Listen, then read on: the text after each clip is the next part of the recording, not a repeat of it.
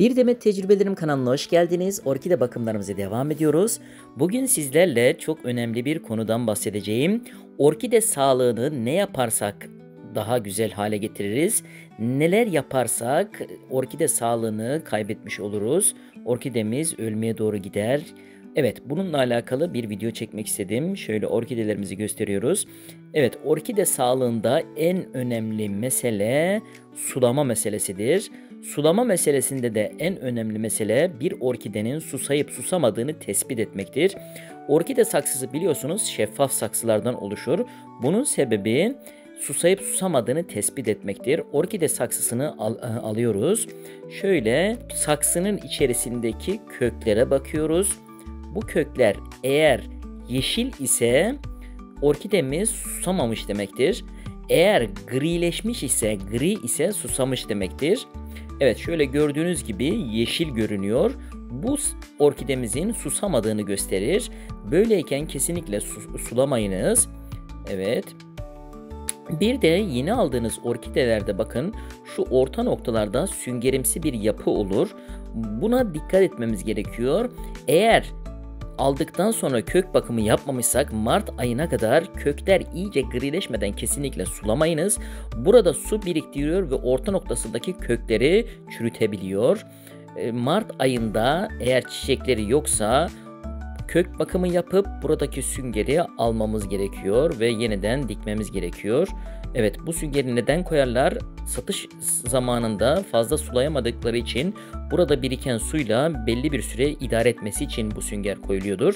Ama bu sünger eğer uzun vadede alınmazsa kökleri çürütmesine ve ölümüne sebep olabilir. Evet, yine dış saksı kullanıyorsanız bakın ve üstten suluyorsanız dış saksıyı da su bırakmamanız lazım. Evet, eğer dış saksıyı bakın dış saksıyla da sulayabilirsiniz. Şu içeri su koyarsınız. 1 saat sonra bunu dışarı çıkartmanız lazım. İyice fazlalık suyun süzülmesi lazım ve dış saksıyı boşaltmamız gerekiyor. Evet, dış saksının böyle bir riski var. En fazla yapılan hatalardan bir tanesi budur. Dış saksıda su bırakmaktadır. Bakın gördüğünüz gibi hiç su yok. Hiç su olmamalı dış saksıda. Evet. Dış saksıya su koyuyorsak 1 saat bekleteceğiz. 1 saat sonra suyu komple boşaltmamız gerekiyor. Bu da önemli bir mesele. Diğer meselemiz orkideyi eğer üstten suluyorsak yaprak aralarına su bırakmamamız gerekiyor. Bakın şu yaprak aralarında su bırakmamamız gerekiyor. Bakın bu orkidemde ben dikkat etmemiştim. Şu tam ortasından çürüdük ve 2-3 tane yaprağa gitmişti. Bunu görür görmez ne yaptım? Tarçın koydum buraya. Bakın tarçının hastalıklara önleme özelliği vardır. Şuraya tarçın koydum ve tarçın uzun vadeli bir şekilde bunu tedavi etti ve ortasından yeniden yaprak çıkarttı. Evet, şöyle tarçını toprağına da koyabilirsiniz.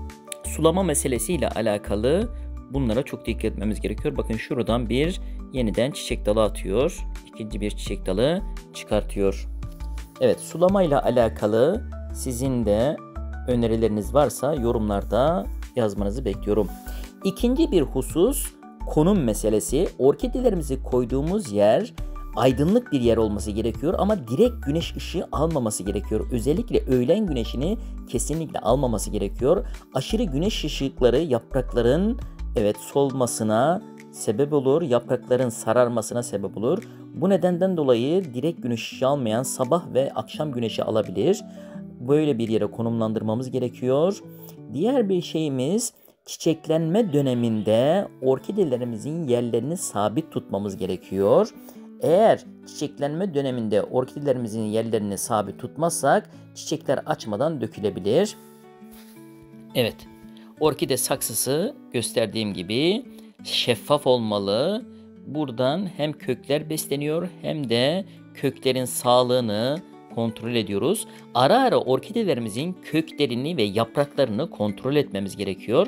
Yaprakların üzerine çok toz birikmişse bunu temizlememiz gerekiyor. Yaprak temizleme ile alakalı birkaç tane videom var. Onları izleyebilirsiniz. Evet, yapraklarınıza dikkat etmemiz gerekiyor. Evet, çiçeklenme döneminde dediğim gibi eğer bakın şu boyutlara gelmişse artık stresi tahammülü yoktur orkidelerin. bıraktığınız yerde sabit kalmalı. Başka yere koymamalısınız ve bakımlarını düzenli yapmalısınız. Sulamasını düzenli yapmalısınız. Evet, şöyle gösteriyorum. Eğer sulamasına dikkat etmezseniz, bakımlarına dikkat etmezseniz bu çiçeklenme döneminde çiçekler açmadan tomurcuklar hemen kuruyabilir. Evet, bu bir risktir. Benim çiçeklerim tomurcuklandı ama çiçek açmadı diyorsanız burada strese girmiş demektir. Orkidelerinizi strese sokarsanız orkide tomurcuklandığı halde çiçeği açmaz. Evet, diğer bir şeyimiz, çiçekleri döküldükten sonra bir orkide dalını budamak gerekiyor. Nereden budamak gerekiyor? En son çiçek çıkan yerin hemen altından, boğumun üstünden. Bakın şurası en son çiçek çıkan yer. Boğum nerede? Şu altta. Evet, en son çiçek çıkan yerle boğumun arasından, şuradan ileride budama yapacağım. Evet, şöyle gösteriyorum.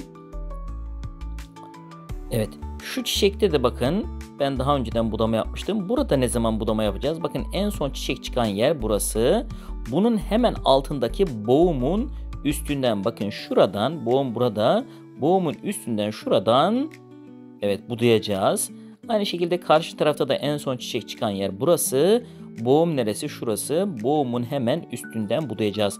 Eğer çiçekler döküldükten sonra bu budama işlemini yapmazsanız bu çiçek dalını komple kaybedebilirsiniz. Bu da iyi olmaz. Bir orkide çiçek dalını büyütmek için bayağı zaman harcıyor. Evet, diğer bir şeyimiz, bakın çiçeklenme döneminden önce gübreleme işlemlerini bitirmemiz lazım. Çiçeklenme dönemi başladıktan sonra artık orkidelerimize gübreyi bırakmamız gerekiyor. Evet, orkidenin sağlıklı olduğunu belli eden 3 faktör vardır. Birinci faktör yaprakların sağlıklı olmasıdır. Evet, şurada açmış bir orkidem var. İkincisi köklerin sağlıklı olmasıdır. Üçüncüsü de çiçek açmasıdır. Ama her zaman çiçek açması ya da keyiki vermesi sağlıklı olduğunu göstermez. Evet, geçen hafta size bir örnek göstermiştim. Bazen orkideler strese girdiklerinde ya da ölmek üzere olduklarını fark ettiklerinde tepkiler verir. Bu tepkiler nelerdir? Birincisi çiçek açmaya başlar. Yapraklar ve kökler sağlıklı olup olmadığını kontrol etmemiz gerekiyor. Evet, birincisi çiçek açmaya başlar. İkincisi keyiki vermeye başlar. Üçüncüsü de tam orta noktasından çiçek dalı çıkartır.